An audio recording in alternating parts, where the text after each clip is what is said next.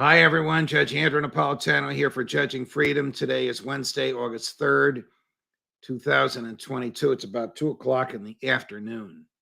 There's been quite a bit of debate lately about politicians who become prosecutors and who don't do their jobs. Last night, I was interviewed by my dear friend and former Fox colleague, Eric Bolling, on Newsmax, and we discussed this, particularly with respect to the influence of money in these political campaigns. And we zeroed in on George Soros.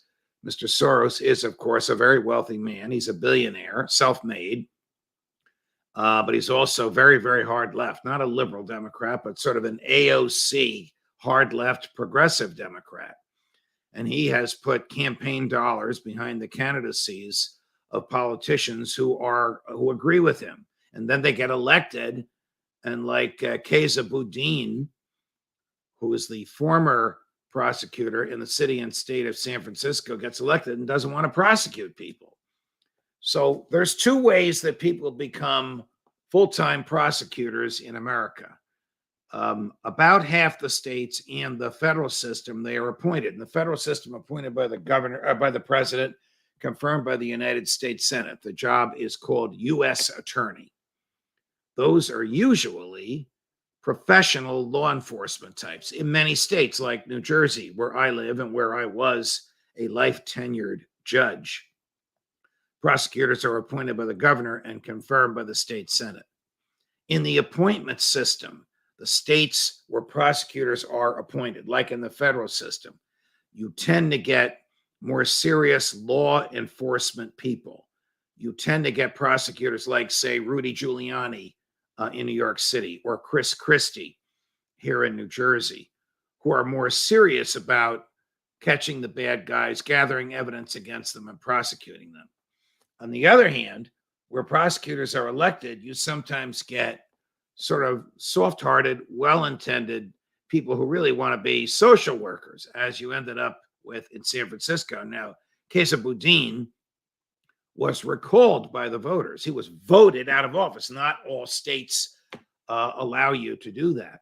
There's a very soft-hearted prosecutor in New York City called Alvin Bragg.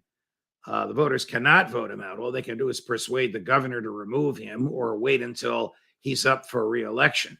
These soft-hearted prosecutors, they're not evil people. They just think that their job is to act as sort of super social workers. They would rather ameliorate society's social problems than prosecute the bad guys. Doesn't work. I'm not saying everybody has to be as tough as nails as Giuliani and Christie, but you have to do your job. There's no such thing as a far left prosecutor or a far right prosecutor. You got to be right down the middle. You have evidence, you prosecute, you arrest the person, you prosecute, you go on to the next case. You don't get involved in the underlying cause of crime. That's for the legislative and executive branch of the government to do. Is George Soros committing a crime? Of course not. He can put his money behind any candidate he wants. But when he puts his money behind people who become prosecutors and they're not interested in prosecuting, they're doing the government a disservice, they're doing the public a disservice, and crime is rampant. And that's why some of them, in the case of Mr. Boudin in San Francisco, they get recalled from office. Judge Napolitano for Judging Freedom.